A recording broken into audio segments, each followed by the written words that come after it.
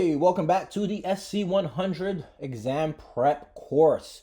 So in this video, we are going to be talking and going to do an overview of Microsoft Defender for Cloud.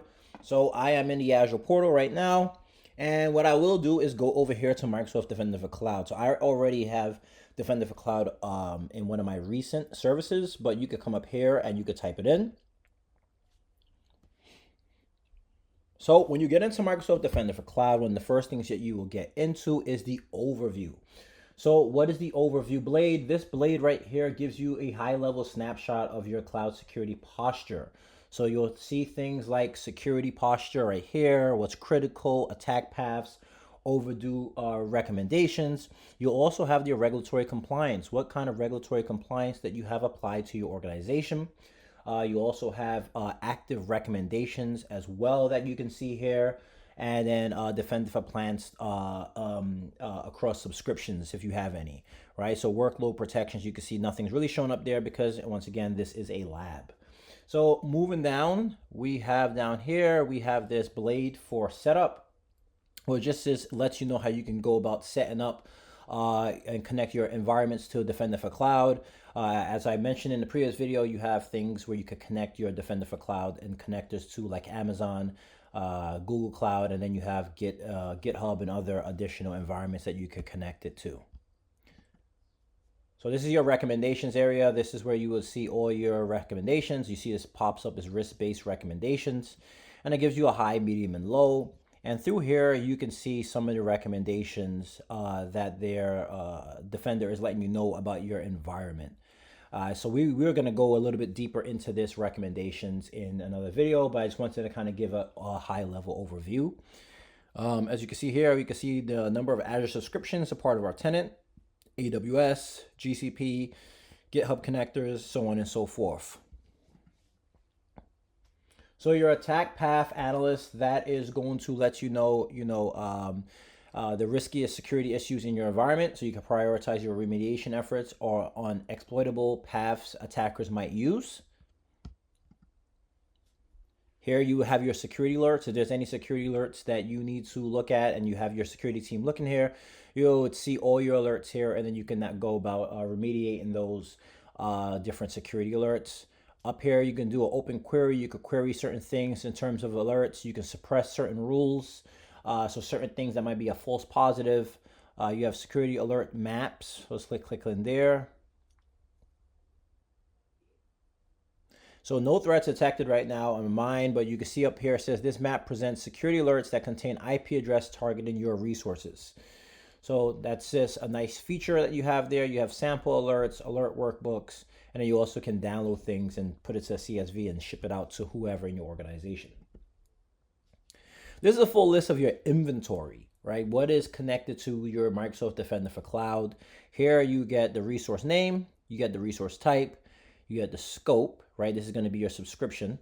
And this is the environment. Everything is Azure for me because I don't have any connectors into AWS or GCP. Defender for Cloud on, it tells you exactly where you have your Defender for Cloud on. So certain resources I do not have it on, but I do have it on for a virtual machine. And then here you have your recommendations. This one is your Cloud Security Explorer. Here you can kind of just explore and you can go through and query certain templates, and you can take a look and see what's going on there. You have different workbooks that you can work out of. And you can get dashboards and a lot of information out of these workbooks. And up here you have then you have workbooks, and you have also public templates and things of that nature. Community, this is good. This is kind of like your Google within Defender for Cloud. This is where you can, open up certain requests. You do a blog post, videos, learning, so on and so forth. I don't really use this too much. I just go straight to the Microsoft documentation, if anything. And this is where you can now open up certain tickets and you can troubleshoot these things, and they have common problems where you can, get some assistance there. So cloud security, this is where you could go deeper into your secure posture. So you can see right here, I have my secure score is 44%.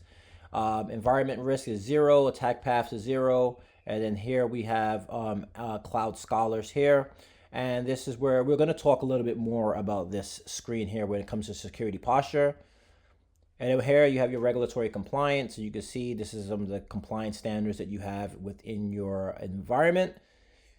Workload protection, we talked about that a little bit as well. As you can see, I have one server associated for Defender for Cloud coverage. This is data and AI security. This is where you can now leverage some AI tooling within the Defender for Cloud. This is your Azure Firewall Manager. I don't really jump into this too much, to be completely honest with you, but that is another option that you have there. And then this is your DevOps security, which we talked about, where you can now have it connect to your GitHub environment. And then management is just the overview of the management of your cloud security posture. And, I'm kind of going through this, relatively quickly. And the reason why is because you have to do a deep dive into some of these sections in order to really grasp it. So I just wanted to use to kind of see how you navigate through the Defender for Cloud.